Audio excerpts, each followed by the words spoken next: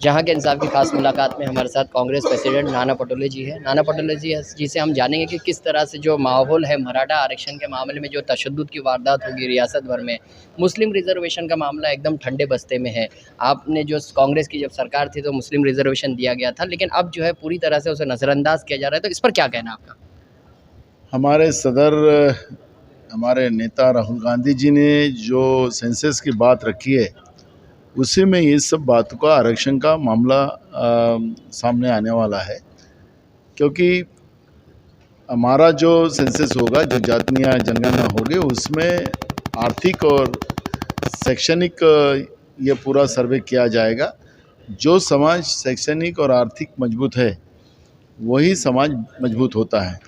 और मुझे लगता है कि राहुल जी ने जो भूमिका रखी है, उसी में हमारे मुस्लिम आरक्षण का भी प्रश्न सवाल होगा, उसी में मराठा का भी सवाल होगा, उसी में भी धनगर समाज का भी होगा। जो आरक्षण की, जो पूरे देश में कई समाज उस तरह प्रतीक्षा में है, हर दल उसको पॉलिटिकल करते हैं, लेकिन राहुल जी ने इसमें का सॉल्यूशन निकाला है। और इसलिए पूरे देश में एक मांग होना चाहिए कि जनगणना होना चाहिए, सेंसस होना चाहिए। आज आप देखते हो कि अगर नरेंद्र मोदी जी ये कहते हैं कि देश में गरीब जाति है, बीजेपी का सही चेहरा उसमें सामने आता है। ये बीजेपी चाहती है कि देश में दो ही जातियाँ बनाएं, एक अमीर और एक गरीब। और जिस तरह से जीएसटी जैसा कानून लाकर आम लोगों को लूटकर मुट्ठी भर लोगों को अमीर बनाने का काम मोदी जी गए 10 साल से कर रहे हैं। इसका मतलब ही कि देश में सारे आवाम को गरीब कर डालने का और मुट्ठी भर लोगों को अमीर लगाकर पूरे देश को गुलाम बनाने का जो सपना बीजेपी ने सजाया, उसको पूरा करने का काम वो लोग कर रहे हैं। और इसलिए कांग्रेस ही ये सेंसस के आधार पर मुस्लिम आरक्षण का इशू भी क्लियर कर सकती है। यही मैं वादा कर सकता हूं। पटोले जी, ये दूसरा सवाल कि जिस तरीके से यानी कांग्रेस में मुस्लिम नुमाइंदगी की बात होती है, मुस्लिम रिप्रेजेंटेशन की बात होती है, तो उसमें कांग्रेस कहीं ना कहीं तरीके से पीछे है। नहीं, कोई पीछे नहीं है। हमने कांग्रेस ने मुस्लिम लीडराना को बड़े अच्छे स्थान पे रखा है हमेशा। और सबसे ज़्यादा अहमद भाई आज हमारे में नहीं है, लेकिन अहमद भाई कांग्रेस के पूरे मुखिया बने बैठे थे।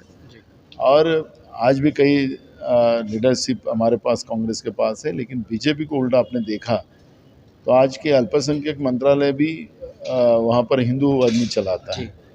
तो सेंट्रल में तो मुस्लिम कोई है ही नहीं।